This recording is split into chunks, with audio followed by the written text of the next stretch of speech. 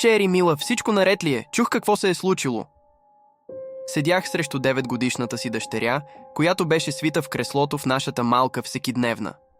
Очите й, изпълнени с уплах, срещнаха моите. Опитвах се да запазя спокойствие, но в съзнанието ми бушуваха безброй тревожни мисли. Сигурна съм, че същото беше и с нея. Преди 2 години баща й, Норман, беше загубил контрол. Винаги беше напрегнат, но никога не каза защо, дори на мен. Опитвах се да му помогна, но той оставаше затворен в себе си. Тогава, онази нощ, той избяга и уби 3 от съседите ни, заедно с нашето куче, Болт. Тази жестокост почти ме сломи, но Шери пострада най-много. Тя беше първата, която откри обезглавеното тяло на Болт в кучешката му колиба. От този момент тя спря да се усмихва и изгуби блясъка в очите си. Когато чух, че ръцете и краката на едно от децата в класа на Шери са били откъснати, бях ужасена. Страхувах се за нея. Опитах се да говоря с нея, но тя остана мълчалива, неподвижна. Само заспа, изтощена от собствения си страх. На следващата сутрин я събудих по-късно от обичайното, надявайки се, че няма да ходи на училище. Когато отворих вратата на стаята й, нещо тежко я спря.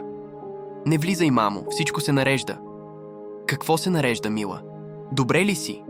Попитах разтреперана, опитвайки се да видя през малката пролука на вратата. Всичко се нарежда, мамо. Празнотата в гласа й ме вледени. Натиснах по-силно, за да вляза. Когато успях да надникна, кръв ме посрещна. Символи, изрисувани по стените, хаос в цялата стая.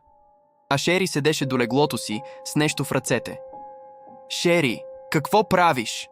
Изкрещях, но тя се обърна с леден, спокоен глас. Усмихната с луда, разкривена усмивка, тя бавно се обърна към мен, показвайки ми изкривеното тяло на Болт, което стискаше в ръцете си. На местата, където бяха отрязани крайниците, с груби шевове бяха пришити човешки ръце и крака към мъртвия му труп. Всичко се нарежда, мамо. Болт се връща.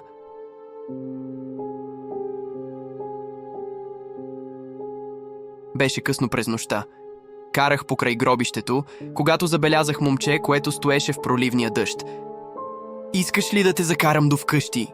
Попитах, усещайки студенина по гърба си. Да, моля, отговори то с тих, призрачен глас.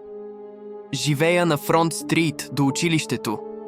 В ръцете си подадох старата си блуза, опитвайки се да прогоня усещането за нещо зловещо. Студено е тази вечер, казах, и ти си мокър, по-добре я сложи. След това тишината стана натрапчива. Двамата не обелихме нито дума. Когато спряхме пред къщата му, попитах. Запази блузата, ще я взема утре. Как се казваш? Джим, каза той с усмивка, която беше странно безжизнена. Благодаря за качването. На следващия ден спрях да взема блузата. Когато чукнах на вратата, една жена се появи. Джим вкъщи ли е? Попитах с треперещ глас. Дойдох да взема блузата си. Тя ме погледна със странен поглед, какъвто никога не бях виждал. Трябва да е било друго момче, каза тя. Изражението й стана мрачно. Джим е нашият син, но той е мъртъв от почти година. Погребан е в гробището. Казах и колко съжалявам и излязох. Сърцето ми туптеше. Не знаех какво да мисля.